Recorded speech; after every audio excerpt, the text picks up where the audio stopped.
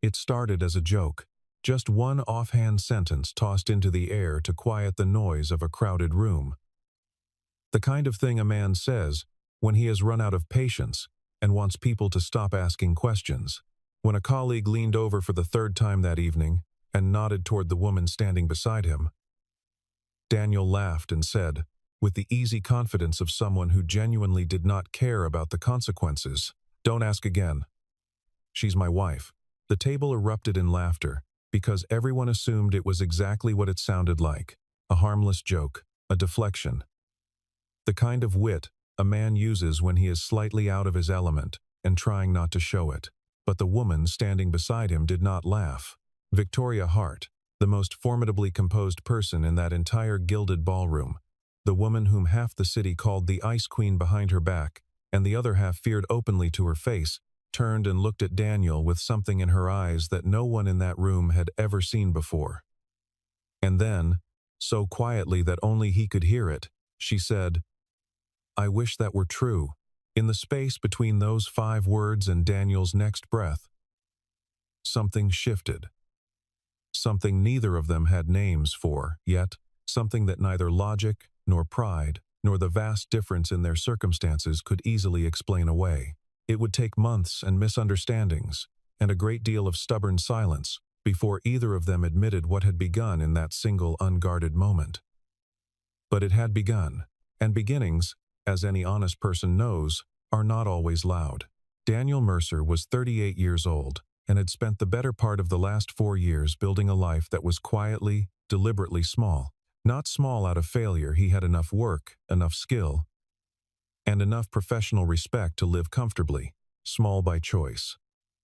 After a marriage that ended not in explosion, but in the slow, exhausting leak of 2 people who had stopped understanding each other, Daniel had decided that simplicity was not a consolation prize. It was, in fact, the whole point. He kept an apartment in a neighborhood that had not yet been fully discovered by developers, a place where the coffee shop on the corner still had mismatched chairs, and the landlord still fixed things himself.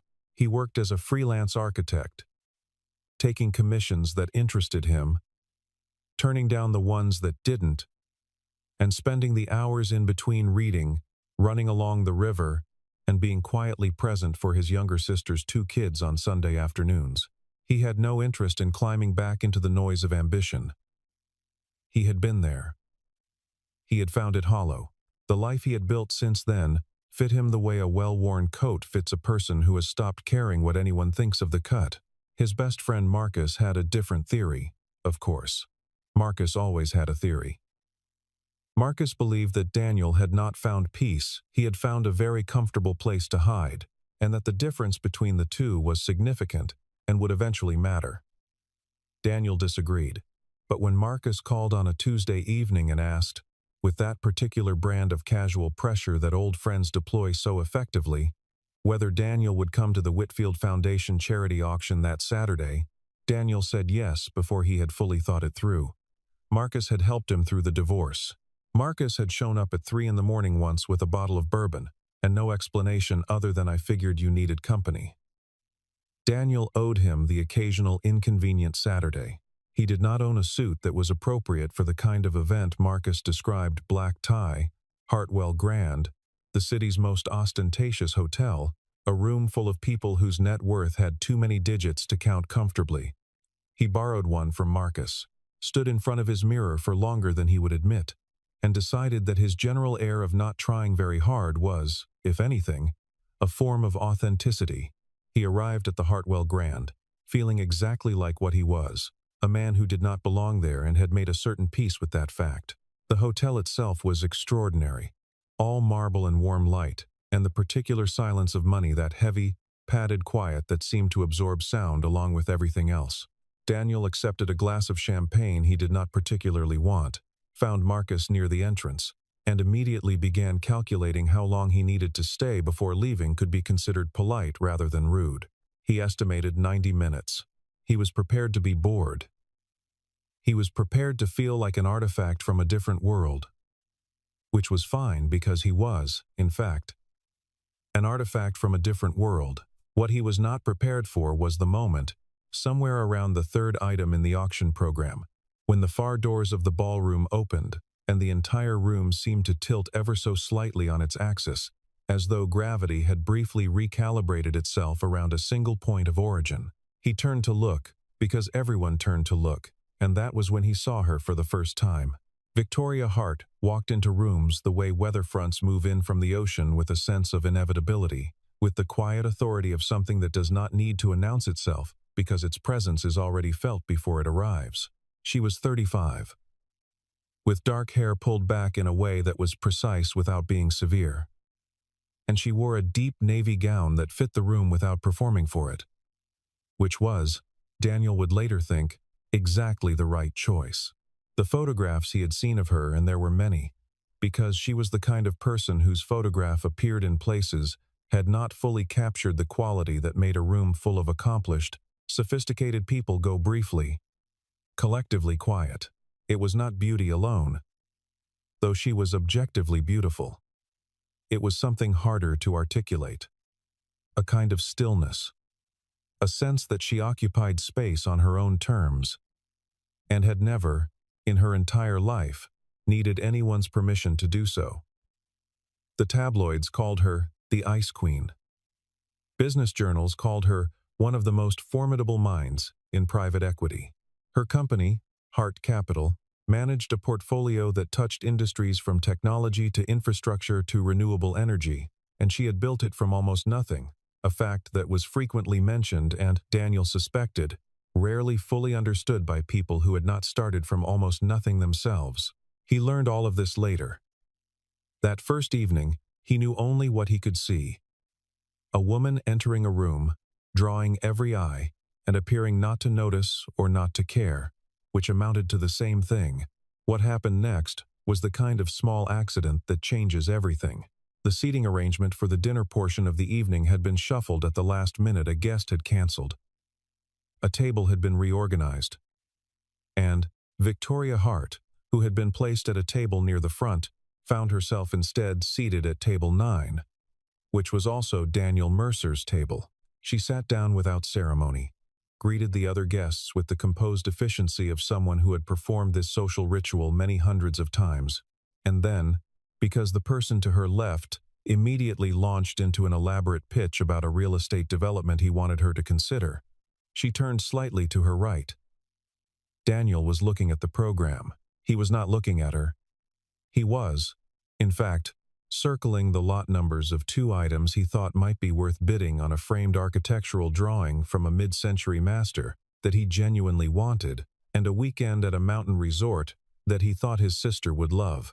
He was doing this with the focused indifference of a man who was not performing anything for anyone in the room. And Victoria noticed this, the way a person who has spent years watching people perform notices, with sudden and uncomplicated interest, someone who is not. "Is that the Ellsworth piece?" she asked, nodding at the program in his hands. Daniel looked up. "The architectural drawing?"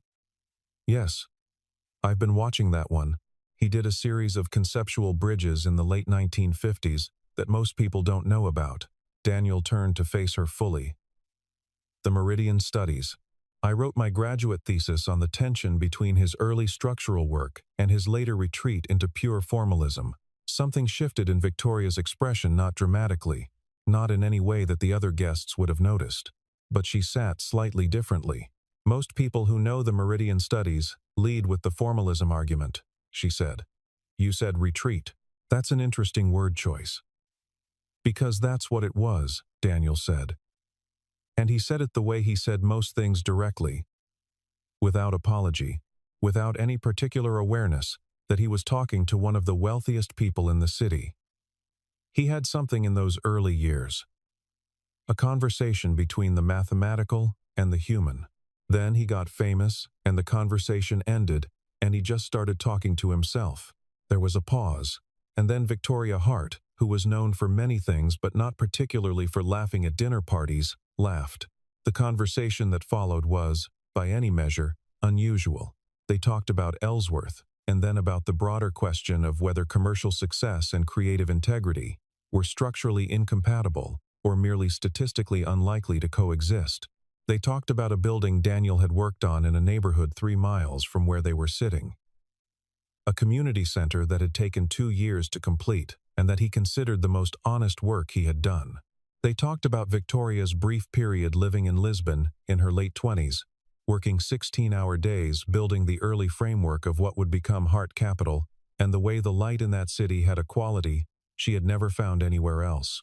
They talked, in short, the way two people talk when they have momentarily forgotten that they are at a charity auction surrounded by people who are watching them, and the talking felt effortless in a way that neither of them took lightly, because both of them were old enough to know how rare effortless was. The other guests at Table 9 noticed. This was inevitable, because Victoria Hart, conducting a long, animated, apparently deeply engaged conversation with a guest, no one seemed to recognize was the kind of thing people at events like these noticed and discussed. Marcus noticed, from across the room, and spent the better part of 20 minutes trying to catch Daniel's eye with an expression of barely contained disbelief. The colleague beside Daniel, a man named Jeffrey, who worked in corporate law and had apparently known Daniel since a project 3 years ago, noticed, and by the end of the dinner course had begun the questions. Quiet at first. Then louder. Then, when the auction resumed and Jeffrey had had 2 more glasses of champagne, audible enough that the people at the adjacent table turned to look. "So Daniel," Jeffrey said, with the particular overconfidence of a man who believes he is being charming, "how exactly do you two know each other? And don't be modest about it." Daniel glanced at Victoria, who was watching the auction with the composed attention of someone who had decided not to notice Jeffrey. He looked back at Jeffrey. He thought, briefly, about giving a straight answer, but Jeffrey had asked the same question in different forms 3 times already, and Daniel had reached the outer limit of his patience. He smiled. "Don't ask again," he said pleasantly. "She's my wife." Jeffrey blinked. The people nearby who caught the remark laughed, because of course it was a joke, the idea of Victoria Hart, who was famously, rigorously single, being married to an unknown freelance architect in a borrowed suit, was the kind of absurdity that only worked as humor. Daniel smiled along with the laughter, feeling the mild satisfaction of a deflection well executed. And then he noticed that Victoria was not laughing. Her composure was entirely intact. No one else in the room would have seen anything. But Daniel was right beside her, and he saw the color that rose along her cheekbones, a faint flush that was completely at odds with everything the city thought it knew about her, and he saw her look at the auction stage for a moment before she turned, just slightly, toward him. Her voice was so low that it barely existed. "I wish that were true." The laughter around them continued for another few seconds. Jeffrey moved on to another topic. The auction resumed. The room carried on in its confident, expensive way. But something had slipped loose in Daniel, some assumption he hadn't known he was carrying, and he sat very still while the auctioneer moved to the next lot, and Victoria's profile remained exactly as composed as it had always been, and he thought, what do you do with a sentence like that? He thought about it for 3 days. This, for Daniel, was unusual. He was not a man who dwelled. He had the architect's habit of identifying what a problem actually was before attempting to solve it, which usually meant a period of clear-eyed assessment followed by action. But the problem here resisted clear-eyed assessment because it kept changing shape when he looked at it directly. He told himself, on the first day, that she had been making a different kind of joke, a cooler, more ironic counterpoint to his own. He told himself, on the second day, that even if she had meant it literally, it meant nothing, because people said things in unguarded moments that dissolved into the air, and that was fine and normal and human. On the third day, he stopped telling himself things and started paying attention to what he actually knew. He knew that he had not stopped thinking about the conversation. He knew that the conversation had felt, from his side, like something he had not experienced in a very long time, the particular sensation of being fully present with another person, of saying things he actually meant, and having them received not just understood but recognized. He knew that the flush on her face had been real, had not been performed, had been the involuntary response of someone who had said something she had not entirely meant to say aloud. And he knew, and this was the fact that sat most uncomfortably, that he wanted to see her again. So he looked her up. Not obsessively. He read the major profiles, the business features, the 2 long-form interviews she had given in the past 5 years. He read between the lines the way he had learned to read between the lines of a building plan, looking not just for what was stated but for the shape of what had been left out. And what had been left out of the public record of Victoria Hart was, when he looked carefully, quite striking. Her parents had both died before she was 22. Her father first, from a sudden cardiac event when she was 19 and in her first year of college, and her mother 3 years later, from an illness that had been slow and unkind. She had no siblings.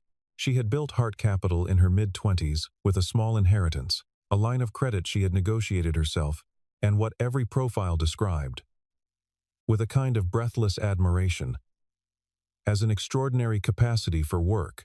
What the profiles did not say, but what Daniel found in the spaces between the sentences, was that the work had also been, perhaps, the only reliable companion she had. There was a pattern in the interviews, a specific quality of pause before she answered personal questions, a way of redirecting toward professional history that was so practiced it had become reflexive. There was the detail, mentioned in passing in one early profile, that she had been engaged once, briefly, in her late 20s, and that the engagement had ended because her partner had, in the words of the journalist who wrote the piece, found her ambitions incompatible with his own vision for their future. The journalist had moved on quickly. Daniel did not. He sat with that detail for a while and thought about what it meant to build something extraordinary from almost nothing, to give everything you had to something that could not leave or deceive or decide your ambitions were inconvenient, and what it cost. He thought about the flush on her cheek. He thought about the particular quality of a woman who had learned to rely on nothing and no one. And then, in an unguarded moment at a table with a man she had just met, said, "I wish that were true to a sentence that described belonging to someone." He began to see her differently, not as the ice queen of the tabloids or the formidable mind of the business press. As a person who had survived a great deal by being very strong, and who might, somewhere beneath that strength, be very tired. There is a particular kind of loneliness that belongs to people who have learned too early that they can only count on themselves, a loneliness that does not announce itself, that hides behind competence and composure and the careful architecture of a self-sufficient life. Daniel recognized it because he had lived adjacent to his own version of it for 4 years. His was quieter, smaller in scale, less consequential in the external world, but the shape of it was familiar. The preference for the known over the uncertain, the habit of choosing smallness over risk, the ease with which a person could mistake the absence of pain for the presence of contentment. He did not think any of this made him the right person for her. He only thought it made her, finally, fully legible to him in a way she had not been when she was still the distant figure in the headlines. She was not a symbol. She was not a category. She was a specific person who had built something extraordinary out of loss and solitude, and who had, in a single unguarded sentence at a crowded table, let him see it. The city, it turned out, was smaller than it appeared. Or perhaps it was not the city but the particular intersection of their interests, architecture, urban development, the arts that kept offering them the same spaces at the same times. 3 weeks after the auction, Daniel was at the opening of a new exhibition at the Carmichael Gallery, a survey of post-war American architectural photography, and he turned a corner between the third and fourth panels and found Victoria Hart standing in front of a large black and white photograph of a half-finished bridge, looking at it with the concentrated attention she seemed to bring to everything. She saw him a moment later. Neither of them said anything for a second, and then both of them said hello at the same time. And both of them almost laughed. They spent an hour at the exhibition. The conversation resumed with the same ease as before, as though the 3 weeks had been a brief intermission rather than an interruption. 2 weeks after that, they were both at an urban design symposium at the university. She was on the advisory board of the foundation sponsoring it. He had been asked to moderate one of the afternoon panels. They had coffee in the atrium afterward because it was the natural thing to do.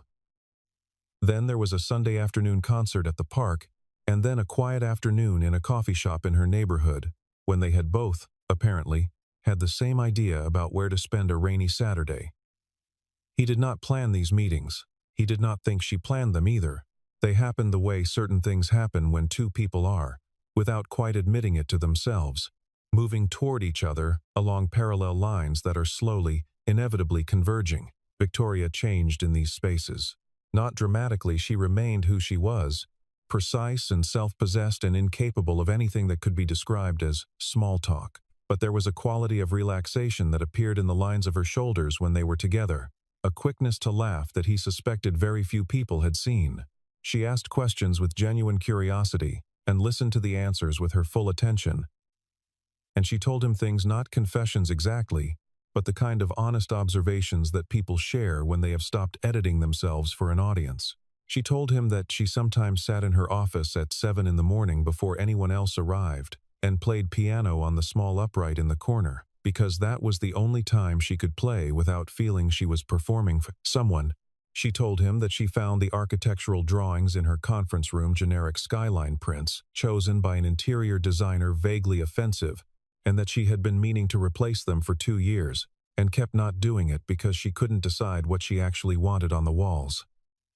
He told her about his sister's kids, about the Sunday afternoons, and the way his nephew had recently become obsessed with the question of how buildings stayed up and kept asking him to explain it in simpler and simpler terms until they had arrived, through a long chain of reductions, at the ground holds them. He told her about the community center and what it had meant to him. And she listened in a way that made him feel that what he was describing was not just comprehensible but important. He told himself, on the drives home from these afternoons, that he was being careful. He told himself he was not building anything. He told himself, a woman like that does not belong in the world you have made. And you should be honest with yourself about that before it becomes a problem. He repeated this to himself with some frequency and with decreasing conviction. The problem with moving carefully through the city in proximity to someone who had her name in the financial press was that the city was not always careful in return. It started as a small item, a gossip column mention. The kind of thing that was 3 sentences long and designed to suggest more than it stated. Noting that Victoria Hart had been seen at multiple events in recent weeks in the company of the same unidentified man, Daniel saw it and felt a mild distaste, the way a person feels when they discover that something private has been observed without permission. He did not think much of it. Then a larger outlet picked up the thread. Then a financial news site ran a piece with the headline, Hart Capital CEO's Mystery Companion, who has captured the Ice Queen's attention, which managed to be both inaccurate and invasive at the same time, and which Daniel read on a Tuesday morning with a growing sense of irritation. The investors noticed, the board members noticed, 2 of Victoria's senior partners. People who had worked with her for years, and whose instinct was to protect the company first and the person second, arranged a conversation with her, careful, deferential, but pointed. There was a concern, they said, about optics. There was a concern about the appearance of distraction. One of them mentioned, gently, that there were always people who might seek proximity to Hart Capital through other means, and that it was worth being thoughtful. Victoria reportedly said nothing through most of this conversation, which was itself a kind of answer. Daniel, meanwhile, was navigating his own version of the pressure. Jeffrey, the lawyer from the auction, had apparently found some entertainment value in the situation and mentioned Daniel's name to a few people, with the result that several acquaintances began calling to ask with varying degrees of directness whether he was, in fact, involved with Victoria Hart, and whether this might be relevant to various professional opportunities. 2 of these calls felt genuinely friendly. 1 did not. And then there was the man at the symposium after-party, someone he had never met. A developer whose name he half recognized from project bids, who approached him near the bar and said, with a smile that didn't reach his eyes, that he supposed they all had their strategies. Daniel understood immediately what was being implied. It landed the way these things land. As a small, cold, specific injury, the kind that doesn't bleed but leaves a mark. He was not a man who chased things for what they could get him. He had spent years building a life that was, in its deliberate simplicity, a form of argument against exactly that kind of maneuvering. Being seen as the thing he had most consciously tried not to be was not something he could absorb with equanimity. He said something brief and controlled to the developer and walked away. But he carried the encounter home with him and set it down in the corner of his mind where the things he couldn't resolve lived. The distance that appeared after that was quiet. Not a break, not an argument, not a decisive anything, just a gradual increase in the space between one afternoon and the next. Calls returned a little later, availability that was slightly less. He told himself this was sensible. He told himself that navigating the noise around her would cost him things he was not prepared to spend. He told himself that the distance was the honest choice, the grown-up choice. The choice that protected both of them from a complication neither had signed up for. He was not entirely sure he believed himself. But he was very practiced at choosing the simple, quiet life. And in the absence of any clear signal from her that the cost was worth paying, that practice won. The article appeared on a Wednesday. Daniel was in the middle of reviewing structural drawings for a renovation project, and he saw it because Marcus texted him a link with no message attached, which was Marcus's way of delivering news he knew would be unwelcome. The headline used the phrase trophy hunting and the word calculated, and it described, with apparent confidence, a pattern of behavior that bore no relationship to anything Daniel had actually done. It quoted anonymous sources who described his approach to the relationship as deliberate and professionally motivated. It mentioned heart capital in every other paragraph, as though repeated association would make the implication feel like fact. It was, in the specific vocabulary of damage, a hit piece, the kind of thing that was designed to stick to a person regardless of its accuracy, because the image it created was memorable, and the refutation was not. Daniel read it once, all the way through, and felt a very clean and very cold anger that he recognized as the kind of anger that does not shout. He closed his laptop. He sat in his apartment for a long time. He thought about calling Victoria. He thought about what he would say, and then he thought about the fact that she had not called him, that the article had apparently been available for at least 4 hours, and he had heard nothing. He understood, on an intellectual level, that she was almost certainly managing a cascade of professional consequences: the board, the partners, the communications team, the various stakeholders who would be in her inbox demanding explanations and reassurances. He understood that the silence was most likely the silence of a person buried under an avalanche, not the silence of a person who had chosen to let something burn. He understood all of this, and still, sitting in the apartment he had made deliberately, quietly small, he thought, if the positions were reversed, if it were her name in the article and his phone in his hand, he would have called within the hour, not to fix anything, just to say, I see this, and it isn't true, and I want you to know that I know. The fact that she hadn't was, he told himself, the answer to a question he had not quite allowed himself to ask directly. The answer was, the world she lived in required her to protect certain things, and he was not one of the things it required her to protect. And if that was the truth of the situation, then the honest thing, the clean, simple, grown-up thing was to step back from something that had never quite been defined anyway, and to return to the life he had made that fit him well, and to stop sitting in the middle of someone else's complicated world wondering why he felt like an outsider. The discovery did not arrive as a revelation. It arrived as an accumulation of small details that Daniel, sitting with them over a weekend 2 weeks later, began to arrange into a picture he had not expected to see. It started with Marcus, who had a friend who worked in financial communications, and who mentioned, entirely in passing, that Hart Capital's legal team had apparently been quietly and very aggressively pursuing the publication that had run the article not because it had harmed the company directly, but because it had contained false statements about a private individual. Daniel sat with that for a day. Then his sister called, excited about something unrelated, and mentioned that she had been reading about Victoria Hart because she had seen her name in his phone and gotten curious, and had found a recent profile in which Victoria had described her approach to her personal life with characteristic precision. She did not discuss it for public consumption because it belonged to her and no one else, and she had no patience for people who attempted to use proximity to her to advance their own interests. His sister had found this admirable.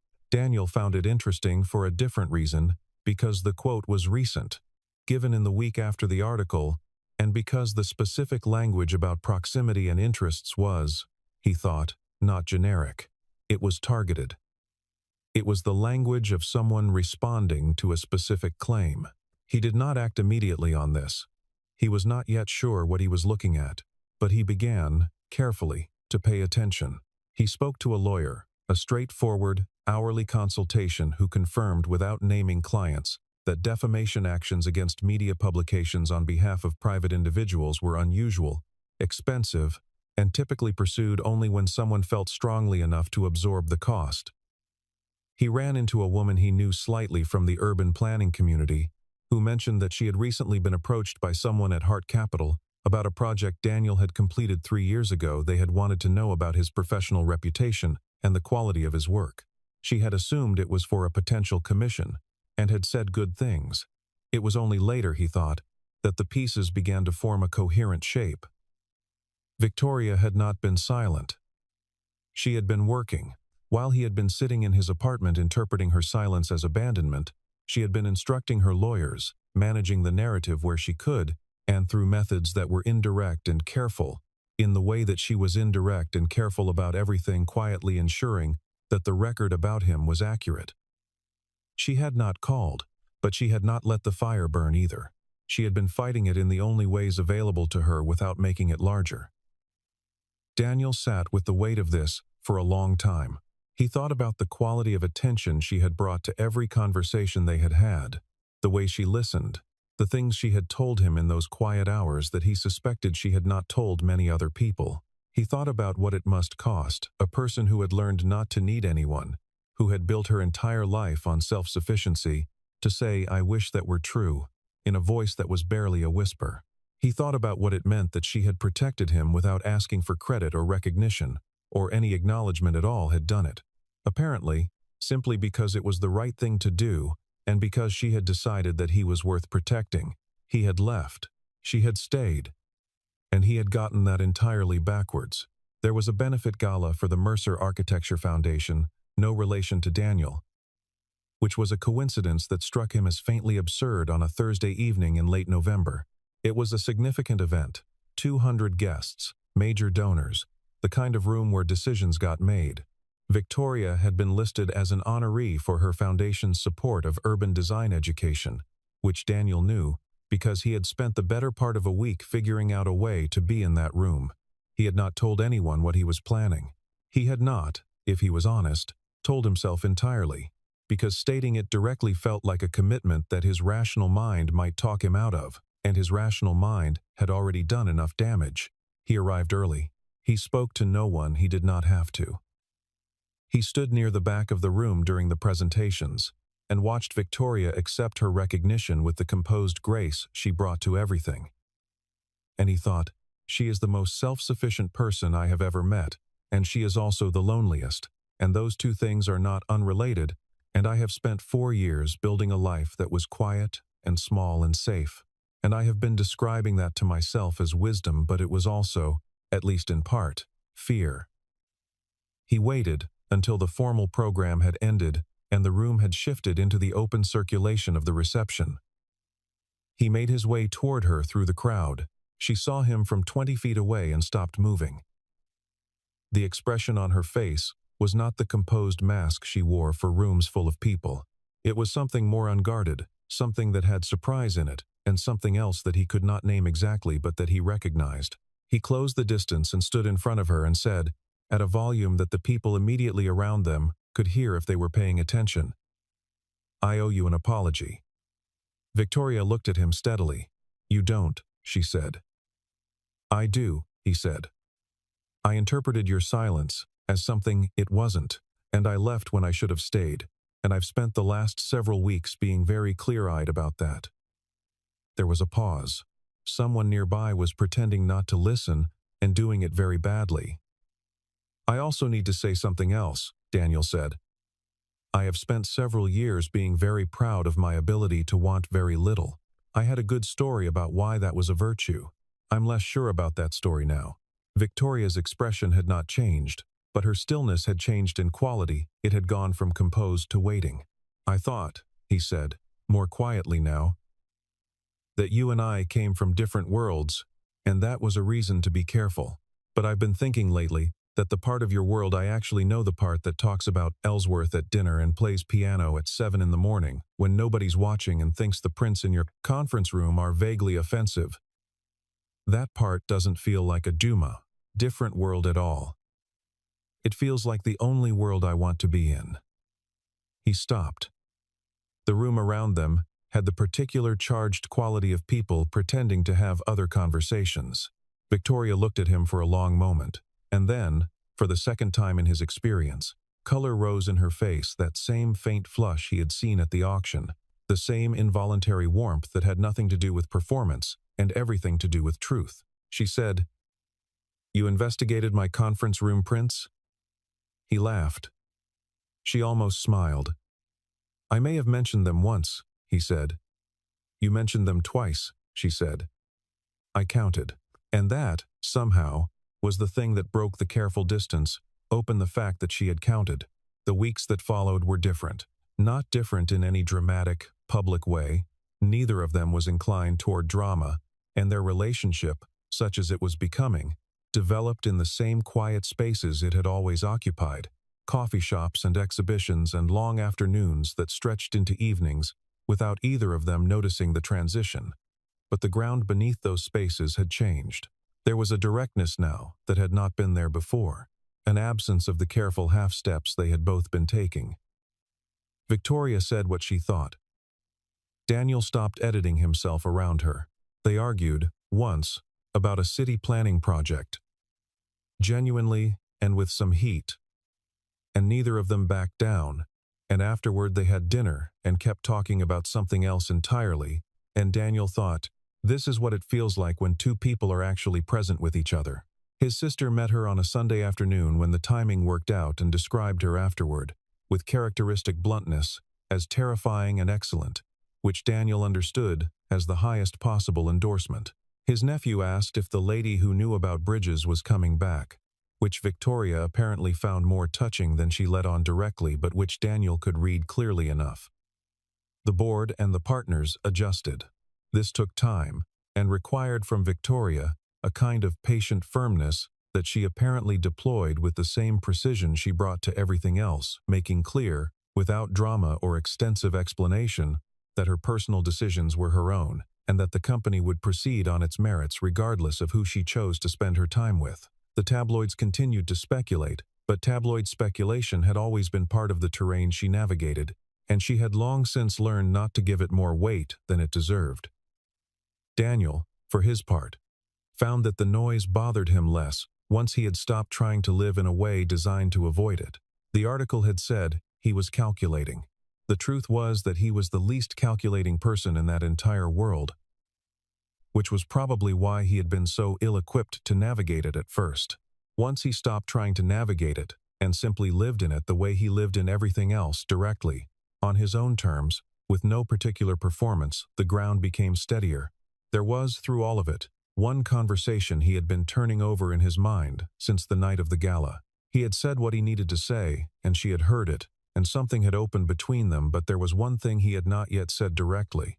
One thing that needed a different kind of moment. He chose the anniversary of the auction.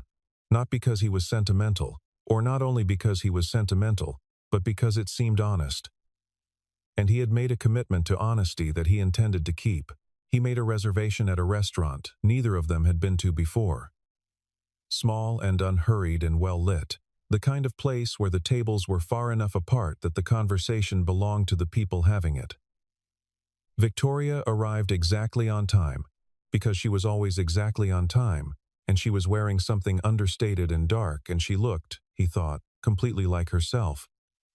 Which was still the most striking thing about her. They had dinner and talked for 2 hours, and somewhere in the second hour, she said something that made him laugh, and she looked, for a moment, enormously pleased with herself, and he thought, there you are, the person behind the composure, the person who plays piano at 7 in the morning and counts how many times someone mentions conference room prints. There you are. After dessert, after the conversation had done, what conversations do when there is no particular rush, and two people are comfortable with silence as well as talking. Daniel set down his coffee and said, "Do you remember the first night we met?" Victoria's expression shifted into something that was amused and careful at the same time. "Completely. she said. The auction. The Whitfield Foundation. Table 9. Jeffrey, he said.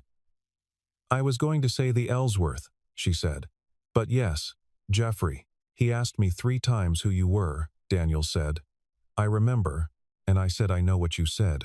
A pause. The restaurant continued its quiet work around them, but at their table there was a quality of stillness that had nothing to do with the absence of sound. You turned red, Daniel said. Victoria raised an eyebrow very slightly, which was her version of surprise. Did I? You absolutely did. And you said I know what I said. Her voice was level, but something in it was not.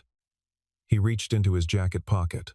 He had been over this moment many times in the past weeks, had imagined it in various keys too solemn, too casual, too rehearsed. He had eventually decided that the only version that was true to who he was would be the one that was simple and direct and completely meant. He placed the small box on the table between them. He looked at her. She looked at the box. He said, Last time I said it as a joke. I want to say it differently now. A very long second passed. Victoria looked at the box, and then at him, and then at the box again. The flush was back, the same flush, the same involuntary warmth, exactly as it had been a year ago at table 9 in the ballroom of the Hartwell Grand, which meant, he thought, that something had not changed, which meant that the thing had been there from the beginning, which meant that it was real. He opened the box. He said, This time, I'm not joking. The restaurant was quiet. Victoria's composure held it always held, but her eyes were bright, and her hands were folded on the table very carefully, the way a person holds themselves when something large is happening, and they are trying to stay inside it rather than perform around it. She looked at him for a moment that lasted much longer than its actual duration. And then she said, very quietly, Yes. The engagement party was held 6 weeks later, at a venue that was elegant, without being intimidating, Victoria's choice, which surprised some people and surprised Daniel not at all, because she had always had a more precise sense of what she actually wanted than her public image suggested. The guest list was deliberately small. Colleagues who were also friends. Daniel's sister and her family. A few people from Victoria's board, who had, over the preceding months, come to understand something about what this relationship actually was, and Marcus, who arrived with his wife and spent much of the evening looking at Daniel with an expression of entirely undisguised vindication. It was, by any measure, a happy night. Near the end of the evening, when the crowd had thinned and the music had shifted to something slower, and the room had taken on the particular warmth of a celebration that has run its full and satisfied course, Daniel and Victoria stood at the edge of the terrace and looked out over the city lights.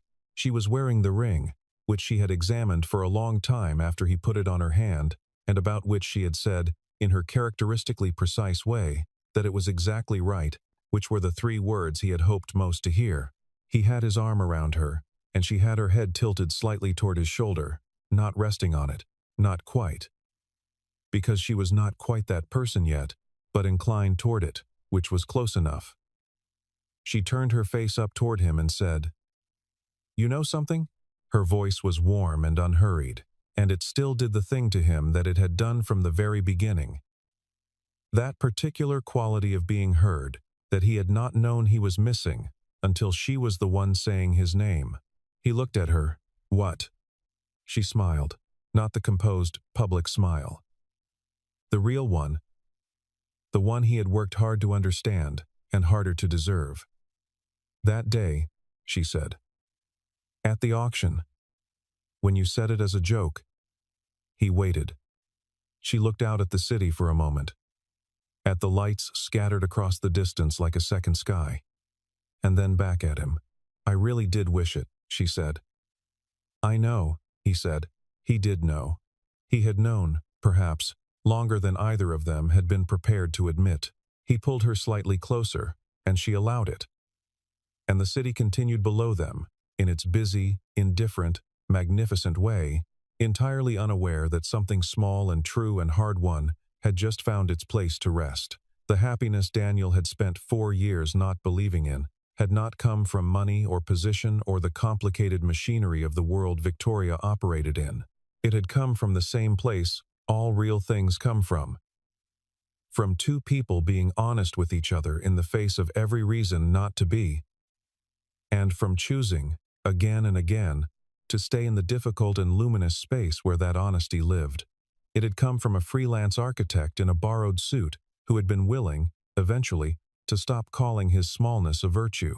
It had come from a billionaire who had built an empire from grief and solitude, and who had been willing, eventually, to say out loud, in front of someone that the empire had not been enough. It had come from a joke, from a single sentence that was too true to be only a joke, spoken in a room full of people who thought they were laughing at an absurdity, while the two people at the center of the absurdity sat with the understanding that something real had just been said, and neither of them quite knew what to do with it yet.